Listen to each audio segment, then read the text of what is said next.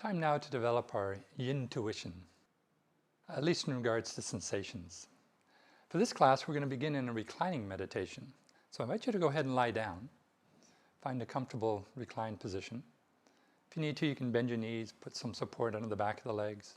You can either have the hands to the side, or you can relax your hands onto your heart and your belly. I invite you to close your eyes. And as always, take a few moments to arrive. Feel the earth beneath you.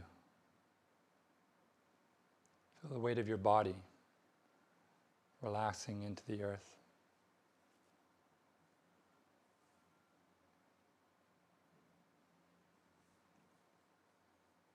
Feel the sky above you.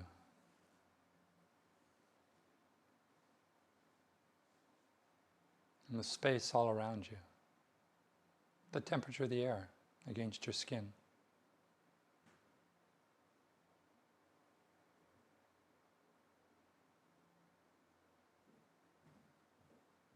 Notice the gentle rise and fall of your belly, your chest as you breathe. So notice the breath within you.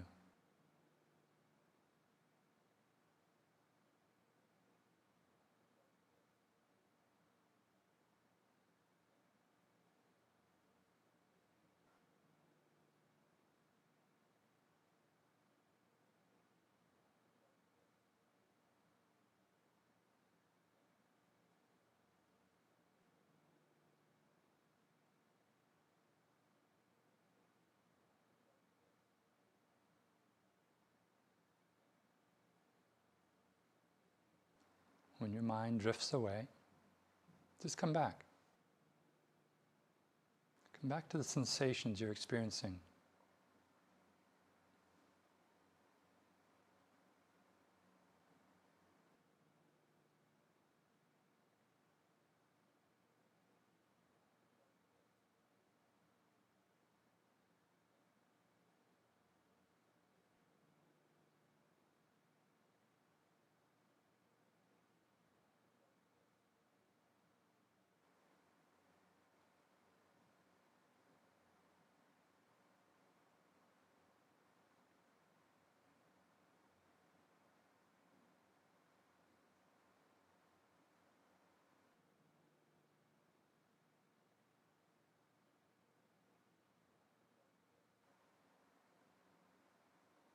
For about 1 more minute. Practice being present, aware of sensations, allowing the breath to come and go.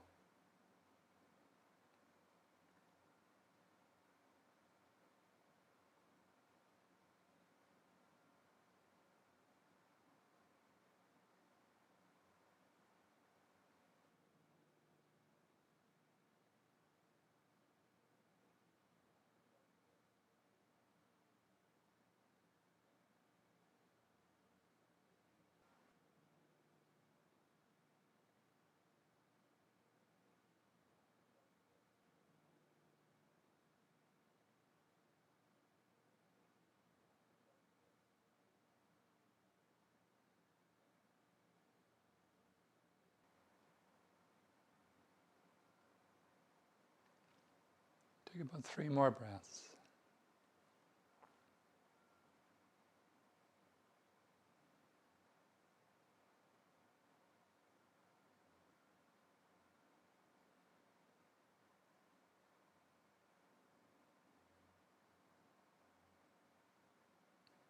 And you can slowly open your eyes.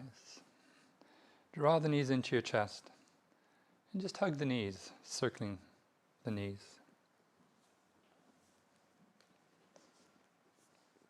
Physically, our target today is going to be mostly the spine. But along the way, we'll also work with kidney energy. So we'll be stimulating the kidney meridian lines through the practice, especially at the beginning. Stay lying on your back, but grab a block or a cushion of some sort.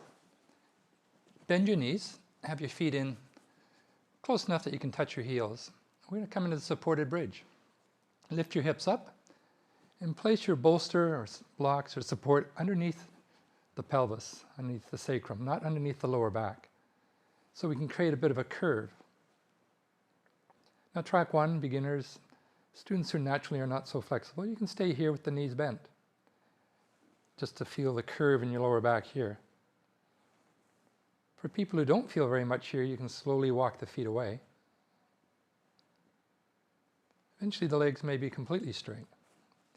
We don't need a huge curve to get the sensations in the targeted area. But if you're naturally very flexible and you find just being on one cushion is not enough, you can stack a few cushions together. If you are using a block, make sure you're on the flattest setting of the block. Don't put the block on the edge, because then it could tip over, which could be quite jarring. Instead, it's safer to stack multiple blocks. If you like a little bit more sensation, you can try clasping the elbows over your head. But as always, if that creates any tingling in the fingers, it's better to rest your forearms onto your forehead or onto a block. If that doesn't get rid of the tingling, then just lower the arms. And I invite you to close your eyes. And let's revisit our 3 principles to the Yin style of practice. The first principle is called playing our edge, coming to the place where the sensation, and then pausing here. The second principle is stillness, simply meaning we don't move, unless it's appropriate to move to go deeper into the pose, or perhaps wiser to come out of the pose a bit, or come out completely. And the third principle is time. We hold the poses for a long time. Each one of these principles is magic in certain areas. Time is the magic ingredient, physiologically. It takes time for the stresses of the pose to soak into the deeper connective tissues. So we need to stay in these postures longer to work the fascia, the ligaments, the joint capsules. The second principle, stillness, that's the magic ingredient mindfully. It helps to create mini meditations in our practice.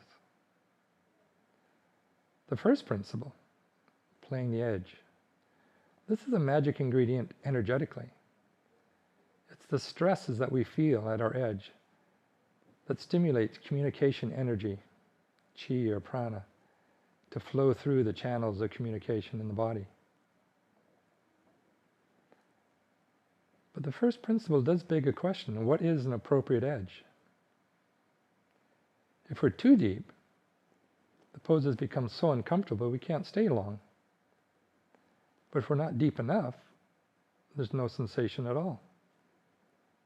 So we have to find that appropriate edge.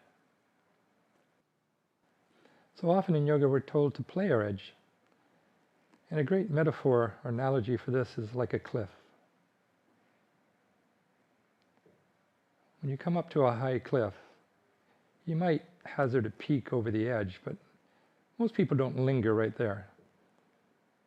There's a danger of going over the edge. That's where death and destruction and damage occurs. So instead we may take a quick look over the edge and then back off a bit. Now in living beings, the edge is malleable, it moves. So we come to the first edge and then we back off a little ways. In time we might find that edge recedes, maybe you can go a bit deeper. Approach the edge again and then back off. Later the edge may move yet again. And so we keep taking what's offered, but never going right to the edge. Certainly not going over the edge. But some days the edge doesn't move away. In fact, the edge may recede, it may come towards us. In which case we have to back off more quickly. So the edge is not a constant place. We have to continually pay attention to notice the sensations that we're experiencing and the appropriateness of them. Is the sensation too much or is it too little? We seek the Goldilocks position, somewhere in the middle. So you don't have to be at the ultimate edge in any pose. You don't have to be teetering on the edge of the cliff. It's okay to be somewhere in the middle. Because remember, time is more important than the intensity.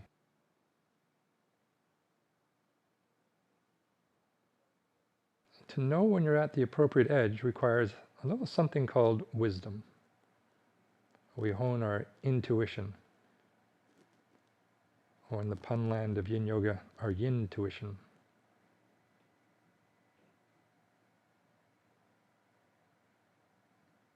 And according to the Taoists, the kidneys are the home of wisdom. It has a specific form of qi called jing. And for this reason, the kidneys are given the royal seat of all the organs in the body. It's from the kidney that this jing energy flows to all the other organs, nourishing them. If we're depleted of jing, of kidney energy, we become fearful, frightened easily. And this makes a bit of sense from a Western point of view.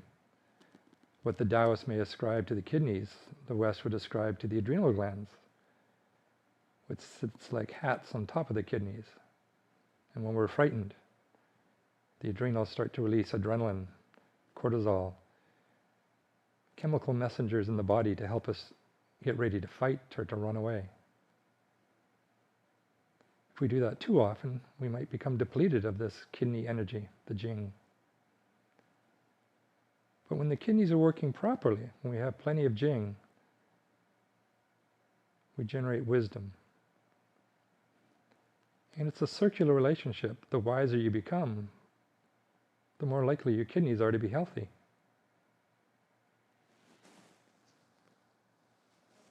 We're here for about 3 more breaths. And the intention of this pose and the next pose is to stimulate that kidney jing energy. So maybe you can feel this in the lower back, that sense of physically compressing the kidneys. If you can't feel it now, you might feel it when we come out. So slowly walk your feet back in. Don't be aggressive with this, but slowly lift your hips just enough that you can slide the bolsters or the blocks away.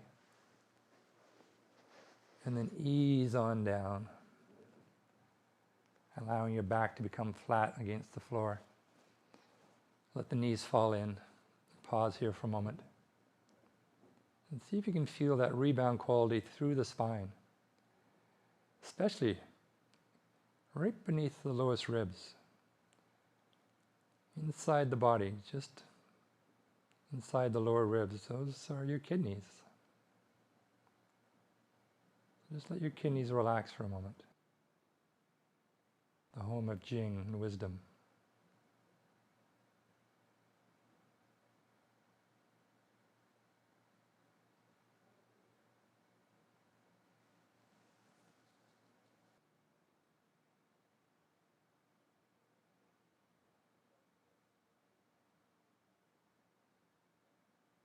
I'm going to come into one more pose to target the kidney jing energy. So you can roll over onto your stomachs. We'll come into the Sphinx pose. So as always, just clasp your elbows. Walk the elbows a little bit out in front of you, so the shoulders are just behind the elbows a bit.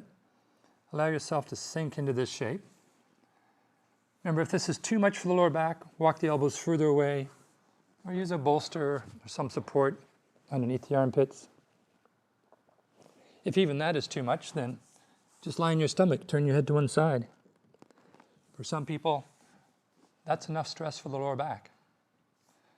But for some people, we've already kind of loosened up the lower back. If you're not feeling this here in the regular Sphinx pose, you can rest your elbows onto a block or bolsters.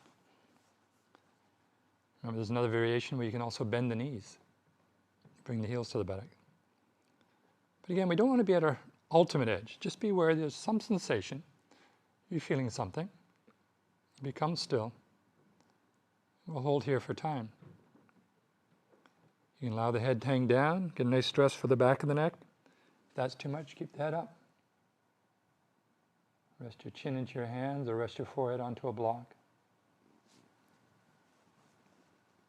But I invite you to feel the spine, especially the region around the lowest ribs.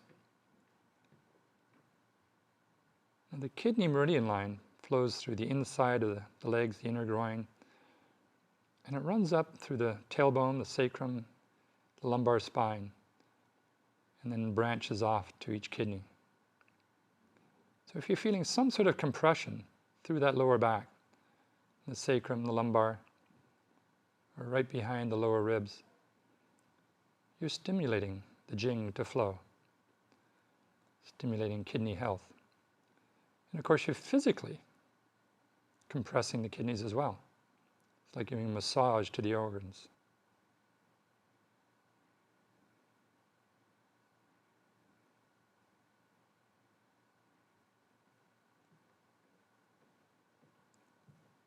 Through our practice in Yin Yoga, we hone our ability to discriminate. We talked before about the Sanskrit word viveka, which means discernment, discrimination. We want to make sure that we know the difference between tension and compression, which we do to our tissues, and being over the edge into pain. In our Yin practice, we deliberately leave our comfort zone. Comfort can actually be fragilizing to the human body. We need to stress tissues. We need to be slightly uncomfortable. But sometimes we go too far, and the discomfort then becomes painful. Now, there may be therapeutic settings where a physical therapist would deliberately have to induce pain in order to break through scar tissue or repair some damage. But in this practice, we're not seeking a physical therapeutic intervention. We're just trying to make our own body optimally healthy. So we don't want to go over that edge. We approach it, we back off, we wait. If it's appropriate to go deeper, you could come into the seal pose. Have your hands pointing to the outside, lock the elbows, increasing the stress in the lower back. But for many people, this is too deep, and it's not possible to stay here very long. So it may be more appropriate just to stay in the regular seal, to linger longer here, and then to try to go deeper. Again, we don't have to be at our ultimate edge. We know that we've gone too far if the sensations become sharp, burning, tingly, electrical. There's a whole range of qualities to sensations that denote that we're in pain. It depends on which tissue is being stressed too much. If we're stressing the bones too deeply, pain there can have a certain sense of a boring, deep, achy quality to it. If we're stressing the muscles too much, that can often feel like it's sharp or burning. That same burning sensation might be in the ligaments. In the joints, you may get feelings of tingliness or shooting electrical zingers. All of these sensations are warnings from the body that you're too deep. You need to back off. So it's not enough simply to notice the sensations. That's just the first part of viveka. We also have to discern whether these are skillful or unskillful.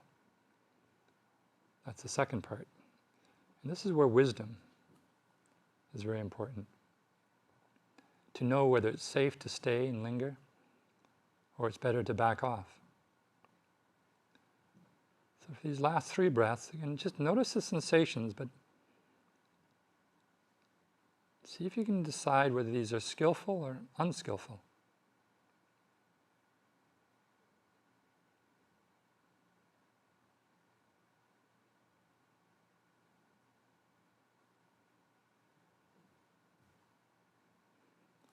And then we're going to slowly lower down. As you come down, turn your head to one side. You can rest your cheek on your palms and slide that knee alongside you on the floor. A little flexion at the hip to release the lower back a bit. And attend to the sensations now. What do you feel here?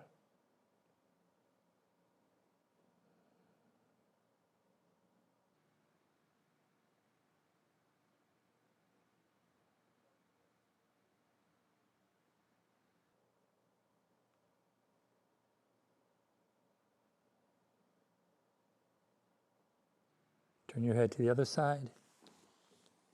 Slide that knee.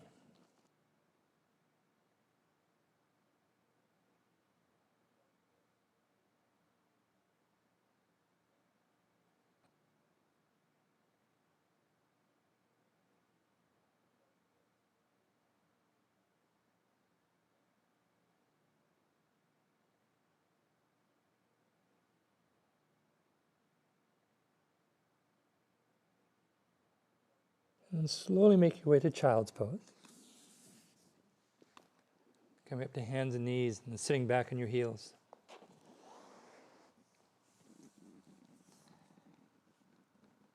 Since this is a flexion of the spine and the spine's not used to it, you may want to rest your head onto blocks or a bolster, or even just stack your fists.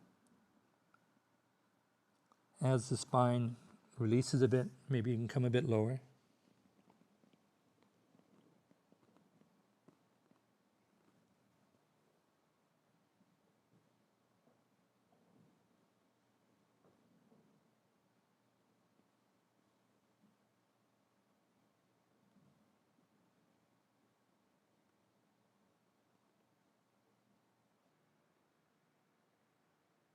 And then slowly, with awareness, start to roll up to sitting. Again, slowly means not fast.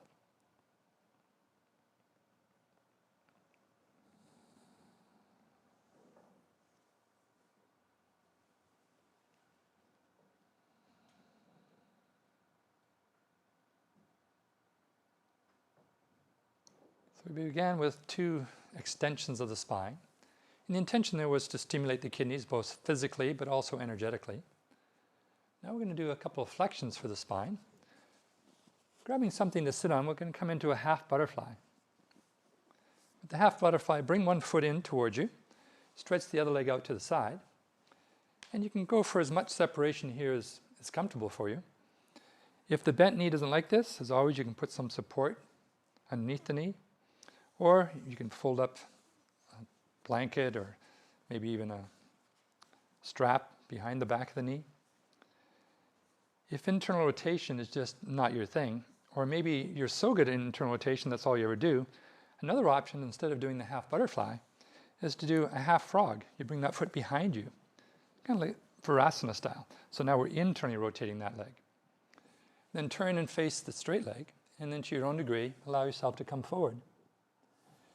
Now, if like most people, you're very tight in the hamstrings, and I tell you to come forward, and you say, well, I have, then simply bend the knee. Put a block or some support underneath the thighs so the muscles don't have to stay engaged.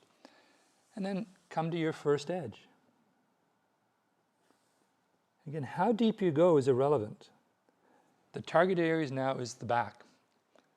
Along through the spine, we're flexing, we're rounding. You've got some stuff happening in this leg, either in butterfly, externally rotated, or half frog, internally rotated.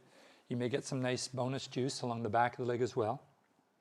If the head is too heavy, you can rest your head into your hands or rest your head onto a block. Or you can simply let the head hang down. Again, getting that nice stress to the back of the neck. But again, we want to notice the edge. Make sure we're not too deep. We're feeling something, but it's never painful.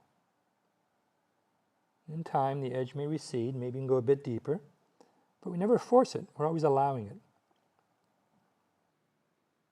Sarah Powers likens the edge to a perfect house guest.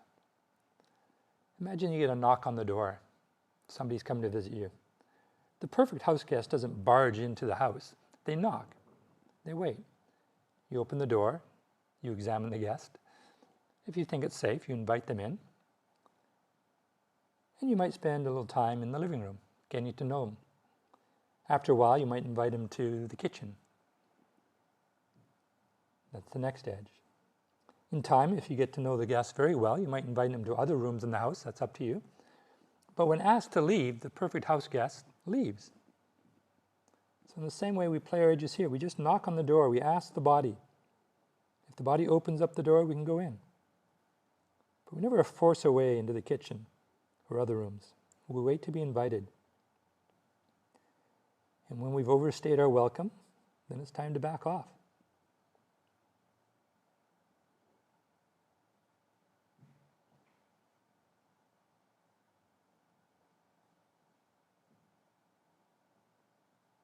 And we often use the physical edge as a subject we discuss.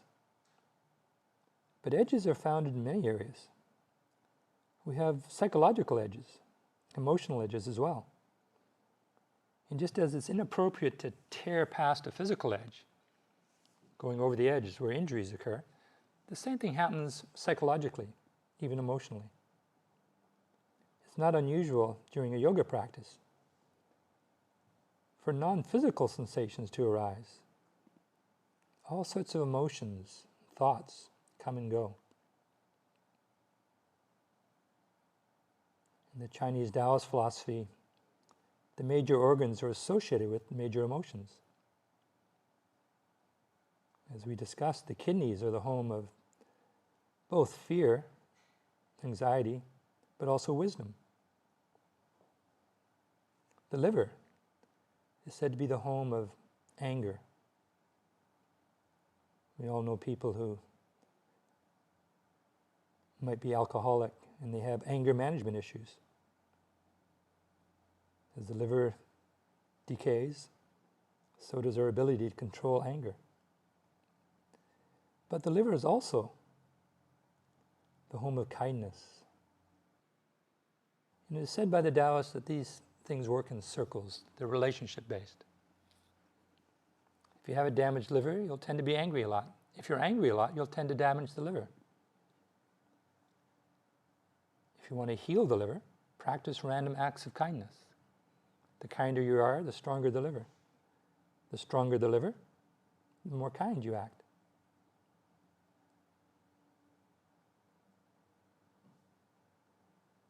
So it may be possible in a yoga practice that you start to feel emotions coming up. Anger, fear, anxiety. And just like physically we don't want to go over the edge, sometimes what stops us from going deeper into a pose in yoga is not a physical constraint, but an emotional resistance, in which case you back off as well. You don't have to go over the emotional edge. So let's slowly come out of the half butterfly or the half frog.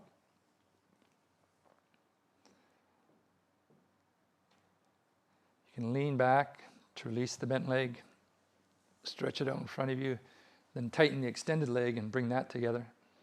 And you can just pause here for a moment in shock and awe. Or if you're craving a little bit of a back bend now, you can puff the chest up or do the tabletop.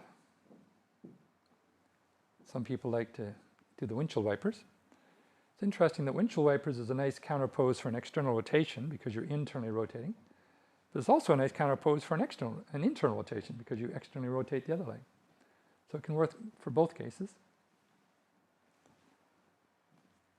There's no rush to the other side, but when you're ready, we'll bring the other leg in and stretch the leg out to the side. Make sure you are doing the other side. And again, you just want to get to a place where you feel a nice tugging in the inside here. If this bothers the bent knee, again, do some support for it. Or if you want a different challenge, if you're always doing your butterfly this way, come into an internal rotation with the half frog. So bring that foot behind you. So now we've internally rotated here. Then whichever way you've chosen here, turn and face the extended leg. And then to your own degree, allow yourself to come forward just until gravity takes you. And again, if you're kind of stuck, modify the pose. Use blocks, props. If you don't have any blocks, roll up your yoga mat. We don't really need sticky mats for Yin Yoga. Or you can just use your arms underneath the leg. So come to the place where there's a challenge, there's an edge. Again, the most obvious edge is the physical edge. And in time, that might recede. Maybe you can go a bit deeper.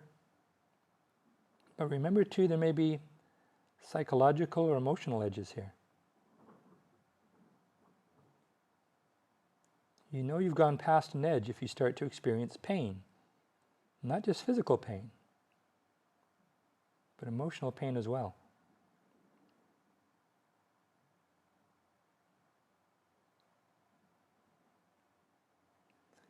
There was a guy named the Buddha, lived about 2,500 years ago. You've probably heard about the Buddha. He was in all the papers. I like to think of him as the world's first psychotherapist. He taught about playing the edges in different ways. And he was the first to differentiate the difference between sensation and our emotional reactions, or psychological reactions to the sensation. He used the term dukkha. You may have heard of this word before. Dukkha is a Sanskrit word, comes from sort of two syllables. Ka, K-A, means a space. If we put the word su in front of it, sukha means a good space, means happiness, joy, pleasure. Dukkha means a bad space. One example would be the center of a wheel, where the axle rod might go. I'm sure you can remember a time when you were in a chariot and the wheel wasn't created very well. The axle rod was off-centered and the ride of the chariot was very bumpy. And after being in that chariot for 3 or 4 hours, your bladder was about to explode. That's dukkha. Perhaps a more modern example would be a potter's wheel.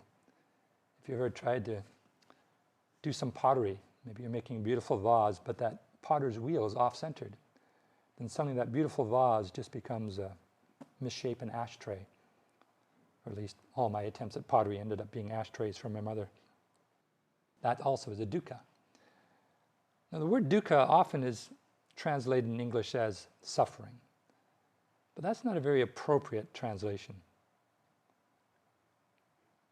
The writer Stephen Batchelor, he was a Zen monk for many years and also studied with the Dalai Lama for many years before that. He says a better translation of dukkha is unsatisfactoriness or unreliableness. So basically what the Buddha was saying is that if you're alive, there's going to be times when things don't work out very well. Things don't go the way you expect. Have you ever noticed that? That's dukkha. What we do about it is suffering. And so the Buddha explained this with a bit of a parable. He was hanging around with the boys one day and said to his monks, imagine there was a guy who got shot in the thigh with an arrow. How do you think he felt? All the monks shuddered in empathy and said, oh, he'd be in pain, it'd be terrible. And the Buddha said, just so. Now imagine this guy got hit by a second arrow right in the same spot. Now how do you think you'll feel? Oh, much worse, that would be agony, that'd be terrible. And the Buddha said, just so. And the name of the second arrow is called suffering, and it's optional. You see, the first arrow is dukkha. If you're alive, there's going to be times when things don't go the way you wanted. Pain is a part of life. But how we react to that is what creates suffering. That's a level of discernment that most of us miss. We react to the raw experience by adding things on top of it. We layer on drama and drama and drama onto a raw experience. We create the suffering. In Buddhist circles, this is called the suffering of suffering. Sounds pretty obvious. So we're going to suffer here. We're just going to hang out here for 3 more breaths.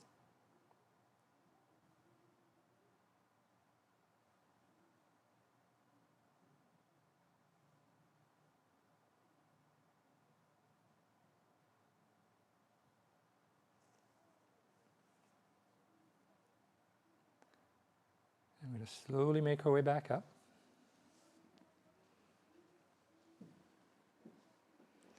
Again, lean back to release the bent leg. Stretch that out in front of you. With a groan, bring the other leg in. Pause here and close your eyes and just feel the echo. Or maybe a little bit of a back bend, puff the chest up or shake the legs, whatever feels organic.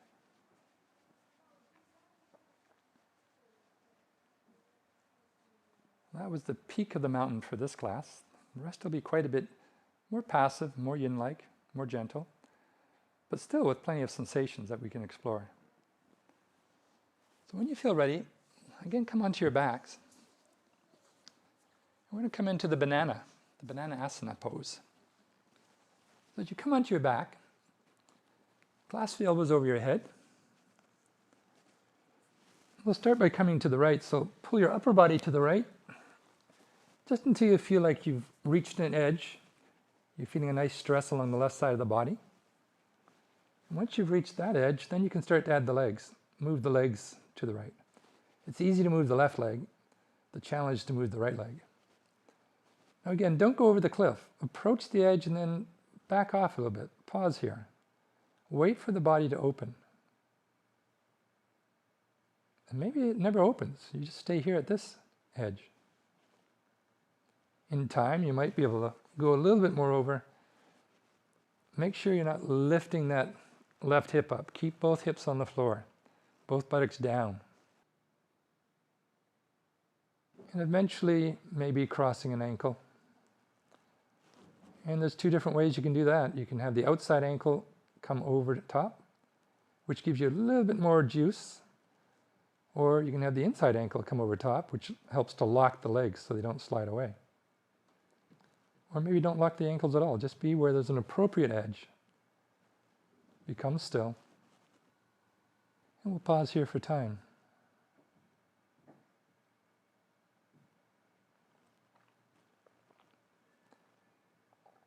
Now back to our friend the Buddha. A lot of people thought the Buddha was a bit of a negative, sour guy. He was always talking about suffering and uncomfortable things like that. But really, he was a therapist. He was trying to help end our suffering. He wrote a prescription or a diagnosis to explain his teachings. These are called the Four Ennobling Truths. And although they sound a little bit negative because they start with the reality of suffering, his intention in wording it this way was to be like a doctor. The first ennobling truth is dukkha exists, suffering exists. The second truth is there's a cause of the suffering. The third realization, or truth, is there's a cure for the cause of suffering. And the fourth realization is a prescription. It's called the Eightfold Path. Now he deliberately set his teachings out in this way because that's what a doctor would do. If you have some sickness or malady, pain, you go to the doctor. First thing the doctor determines is, are you sick? Is there suffering?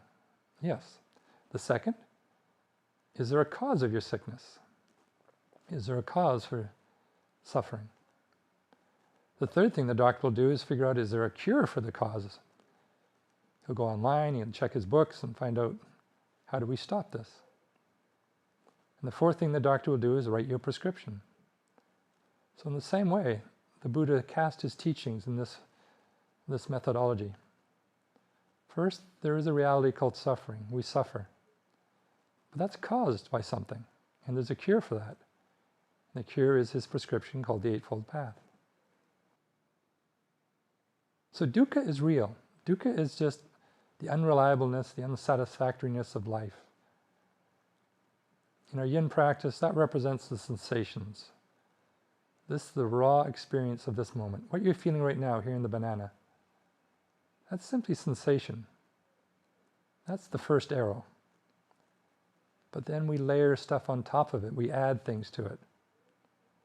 That's the second stage of the Buddha's teaching. The cause of our suffering is not dukkha. The cause of the suffering is what we add on top of the dukkha, the second arrow.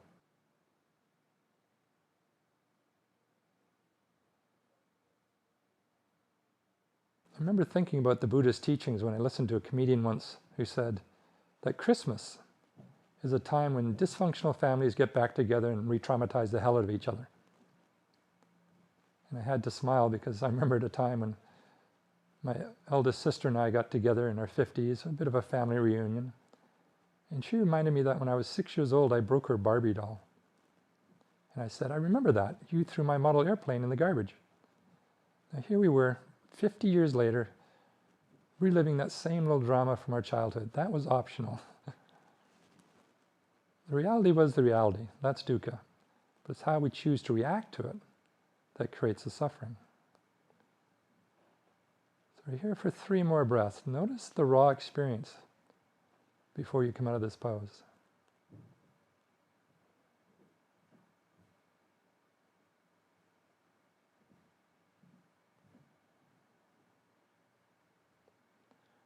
Keep attending to those sensations as you slowly release. Come back to the center. Remember, you're allowed to groan. Either just pause there in shock, feel the rebound. Or if it feels more organic to move, go ahead and move in whatever way feels appropriate.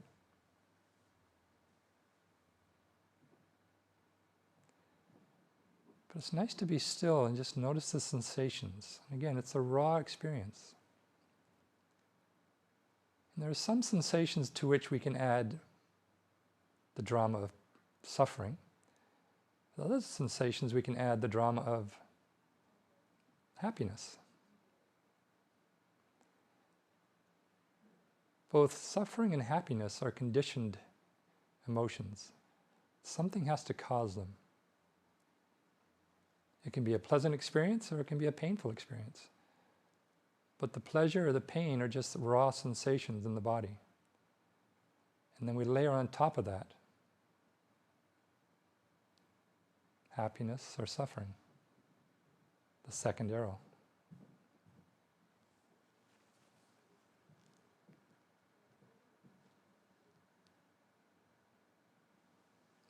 So when you're ready, we're going to do the other side of the banana. So you can start by, again, clasping the arms over your head. And again, if you get tingling, modify the position of the arms or even just lower the arms. Just get to where you feel a nice tugging along the whole right side now.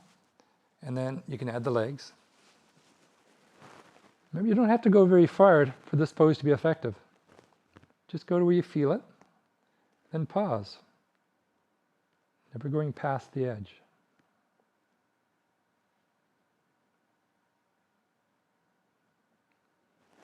Now the raw sensations are either physical, like you're feeling now along the right side of the body, but they can also be psychological. They could be thoughts that are coming up. Perhaps they're not skillful thoughts. Or they could be emotional. Unskillful emotions. Anger, anxiety, fear. These emotions by themselves are not negative. We wouldn't have these emotions if they didn't serve us and help us survive. But they can be arising at inappropriate times, or we can react to them inappropriately. So we can think of these thoughts or emotions as simply the first arrow, just the raw experience of life. But then we can choose what we're going to do about them. That's the optional part.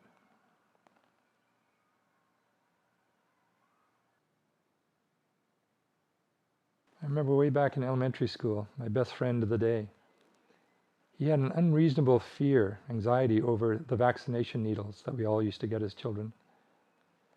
And one day it was the day we were going to get our vaccination shots, and all morning he was freaking out about it. And finally it came time to line up. He was in front of me in the line, but when he got to the front of the line to get his shot, he ran to the back of the line. I got the shot. Ow, it hurt. For a few minutes, it hurt. I rubbed it. Half an hour later, I didn't notice it anymore. But he suffered from that for the whole day. That was optional. That was the second arrow. So the Buddha is teaching us that in life, dukkha will arise. And in yoga, we feel that. You can feel the sensations that are happening right now, physically, psychologically, even emotionally. But then how do we choose to react to those sensations?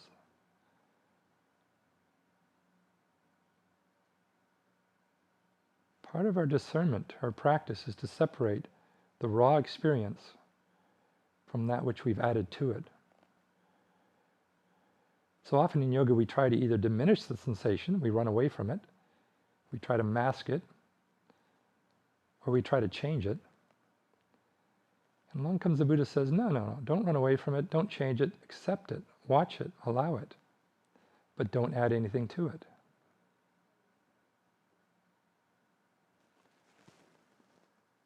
Now we're here for about another minute and a half. And in silent, I invite you to really notice the raw experience of this pose.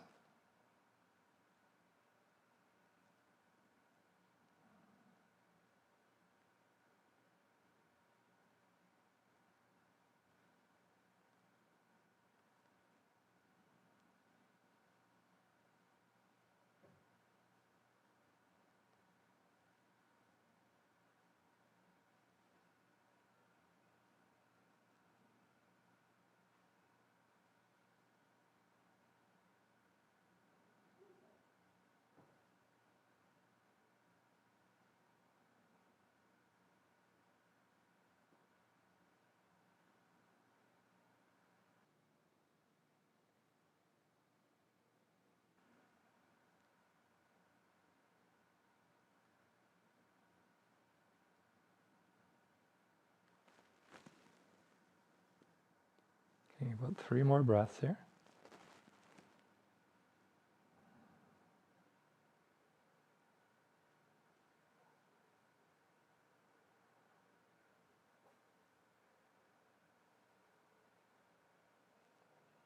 And then a couple of bonus breaths. See how that makes you feel.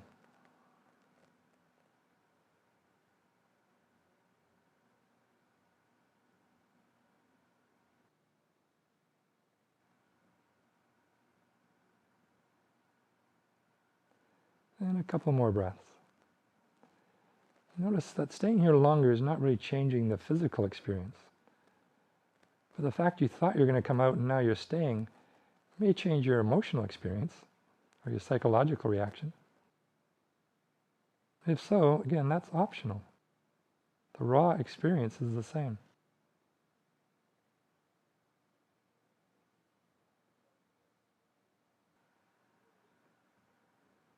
And slowly releasing with awareness. Come back to the center. Pause for a moment. That should feel good.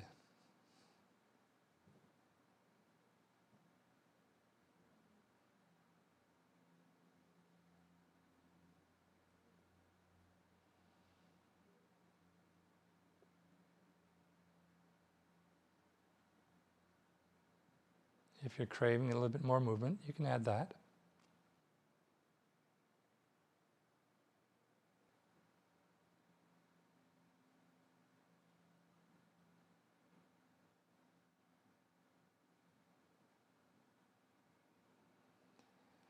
Then we'll finish working the spine with a twist. So bending your knees.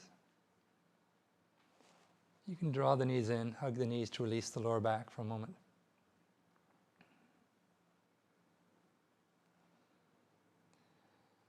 And when you're ready, drop both knees to the right. You can move your hips a bit behind you to the left. Perhaps rocking back and forth a few times.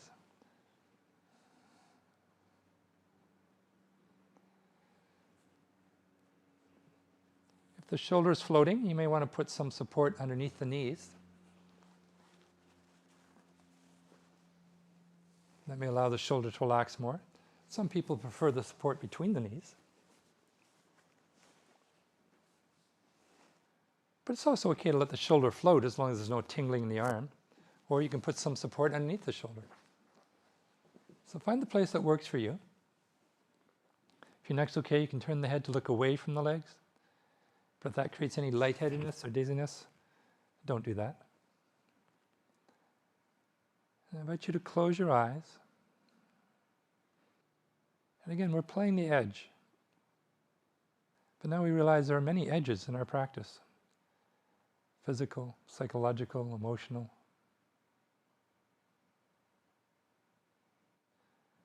We never want to go past the edge. To be so discomfortable where we can't stay.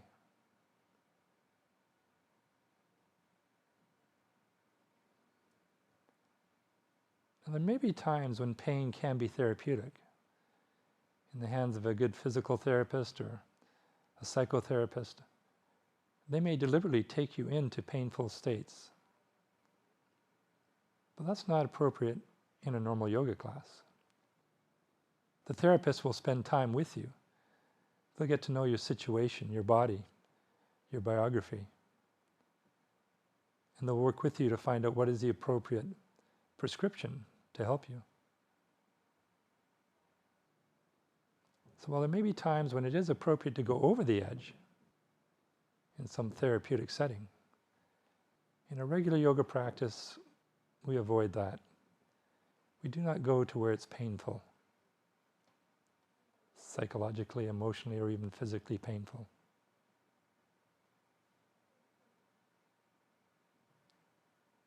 We learn that through wisdom. Wisdom, this Jing energy housed in the kidney, develops over time. Jing is a very slow-acting energy.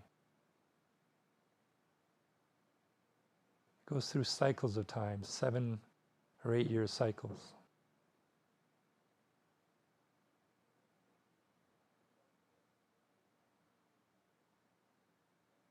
And older people are generally considered to be wiser than young people because they've had more time to screw up, to learn from their mistakes. And the same in our yoga practice. We try something. Doesn't work. We learn from that. We try something different next time.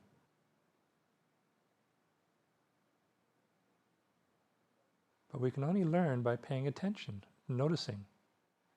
When I do this, this happens. When I do that, that happens.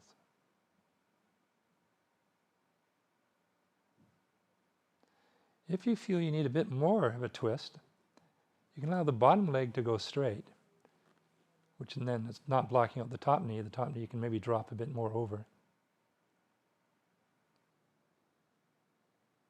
But if that put you over your edge, don't do that.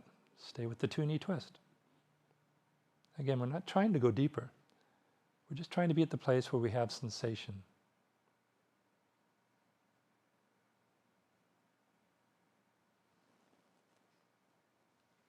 About 1 more minute here in this twist.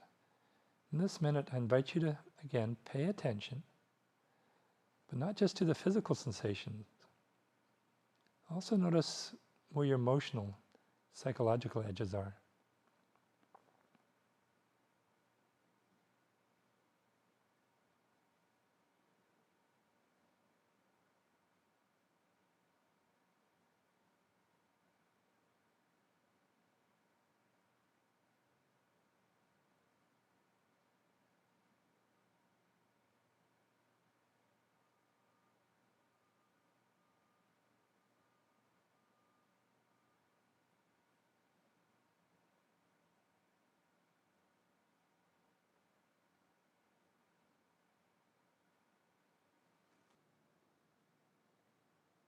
One more breath.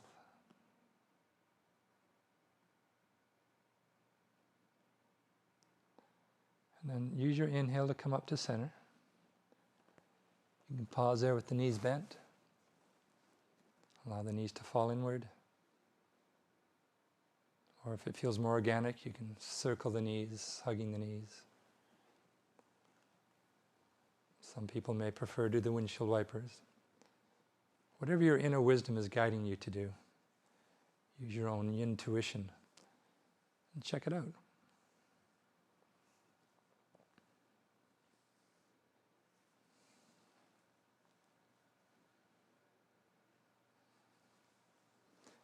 And when you're ready, we'll do the other side. So you can bring the knees in, drop the knees towards the left. You can bounce back and forth a few times. And you get to choose. Should the knees float? Should the shoulders float? Maybe you need some support under one or the other, or both. Maybe you can extend the arm. Again, if that creates tingling, don't do it. You can turn your head, look away from the knees. But if that creates any lightheadedness, don't do it. Just find the edge where you can stay here.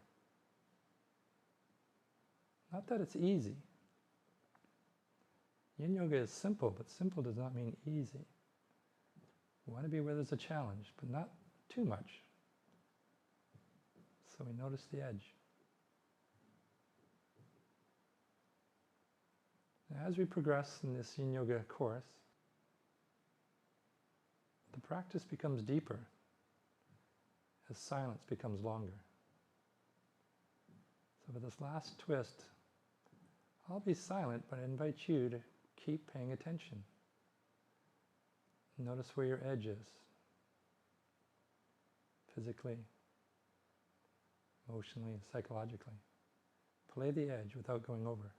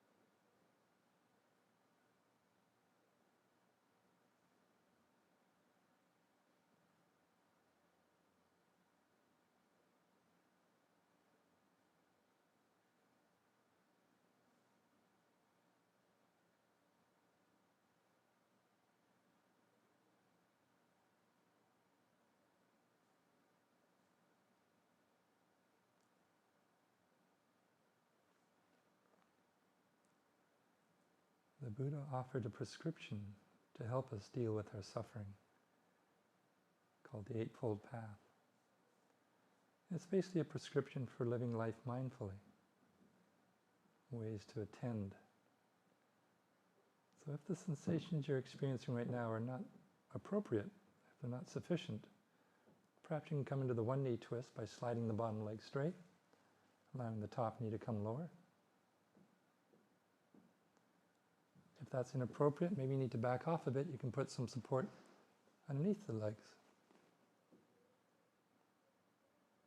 And then come back to the stillness.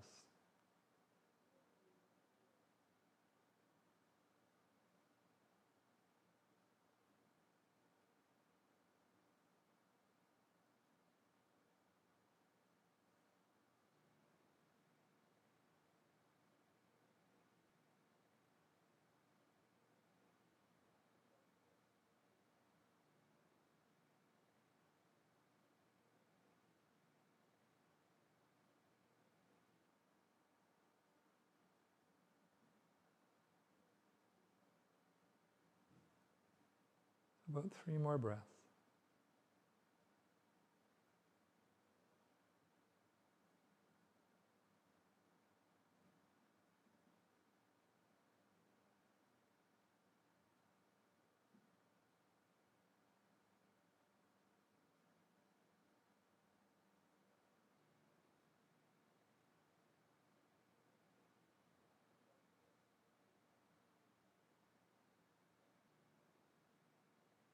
And using your inhale, come back to center. Pausing there for a moment.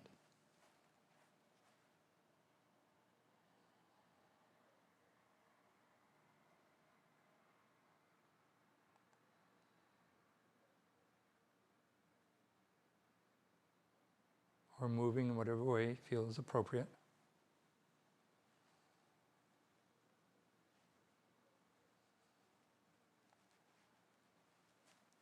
And then we finish with Shavasana, the final relaxation. So as always, prepare for relaxation. You can put on layers, stay warm. Take off anything that's tight or constricting. Find a place where you can relax. If lying on your back doesn't work, find a different position. Perhaps legs up the wall or on one side.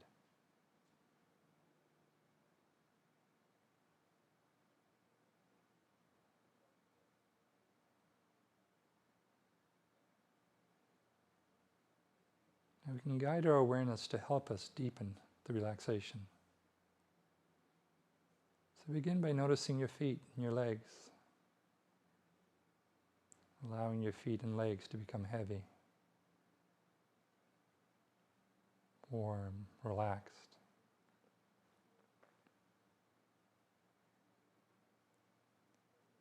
Also feel your arms and your hands releasing tension. Relax your arms. Feel your thumbs soften. Relax the fingers in your palms.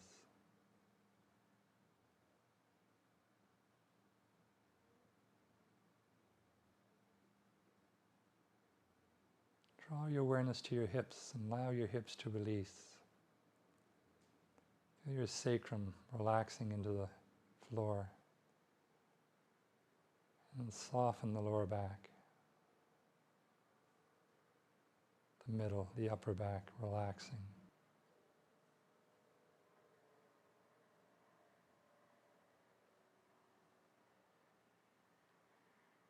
And relax your shoulders.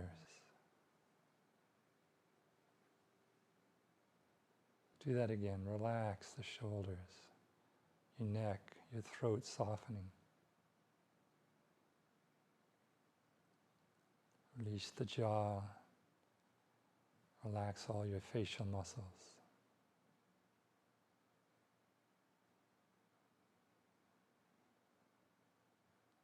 Allow this sense of letting go to deepen, so that at a deep unconscious level, you are healing. You are becoming whole, healthy, stronger.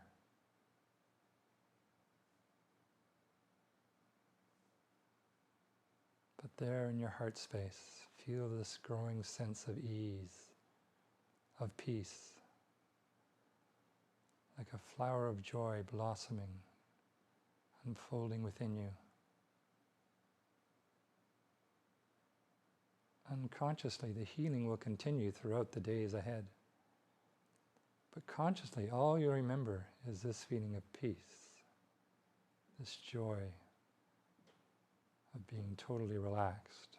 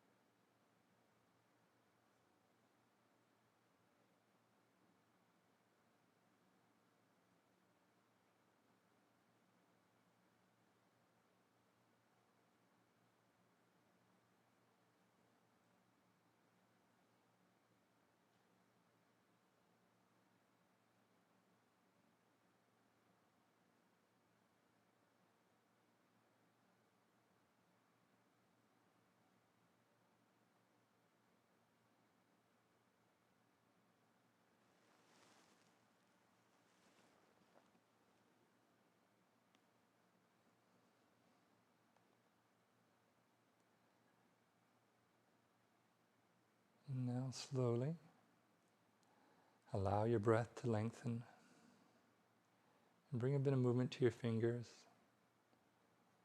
You can gently roll your head from side to side. Circling your ankles and your wrists.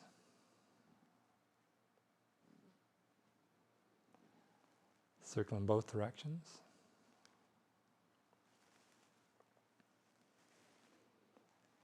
And then we'll reawaken with a big stretching yawn. Bring the arms over your head. Take a deep inhale and stretch. Open your face as wide as you can. Push and pull and reach and yawn. As you release, roll to your left side. Pause there for a moment. Use your bottom arm as a pillow.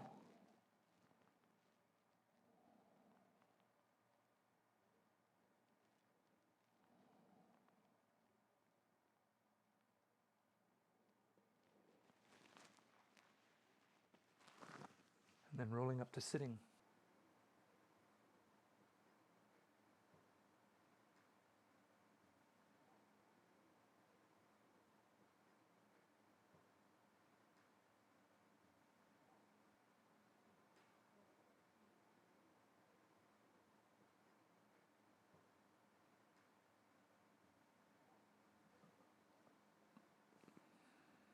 Thank you for sharing the practice.